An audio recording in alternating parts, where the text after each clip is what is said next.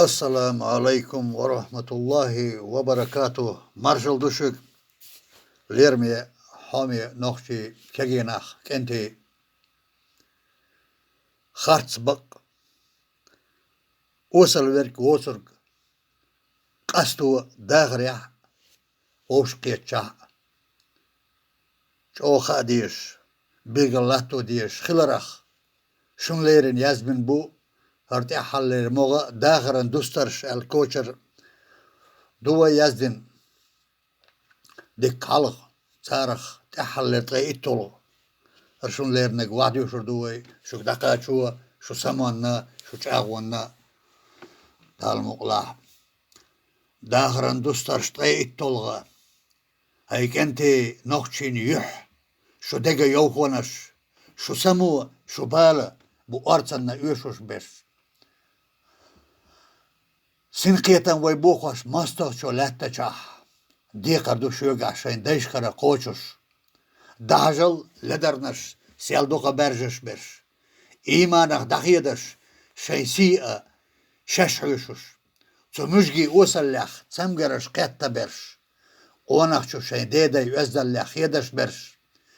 Mette zabilar yah gillaqaş doqwaş beş.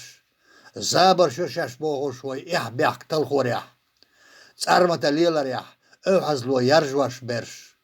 Yerig vesilalla, bilmeye yakkuş berş. İhlyoru ve uğram övhaza bakkuş berş. Yahyayna todaqaş maydaneye yilar ya. Çeyoyuş, çekolvaş, karzaha büyülüş berş. Taypa zolam hay, savca biye çavhor ya. Qonahi dozalla, şensita day inerş.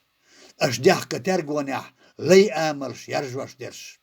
Stogalli khazalla distina telghinarş. Kentace laryaryah dönalla doturş berş. İtali taypa zolam khay aş yuh yakkuş sisas biya. Yazda çok entaşta dahitte mama gidiye. Şensinuayn kesgalla gaytina bevzuş berş. Amoryah yemel berş. Yüstağlattı biya. Khartsbak üş kastoryah disaşka boğuş. Dağırsa kuyuş bu siler deş bak berş. Ledere gil onarş. Şeyin bilgal yokuş berş. Silerliye koçuş bu nisvansı bırt kılış berş. Üş bu üş kanyanga ve kammalhiye dakkun berş. Nohçaşa Allah'iye dağınsa büyükuş berş. Qawma qerç lattorya illeşka beyğaş berş. Mettah ve bisinçu qanuayn bark buzlaş berş.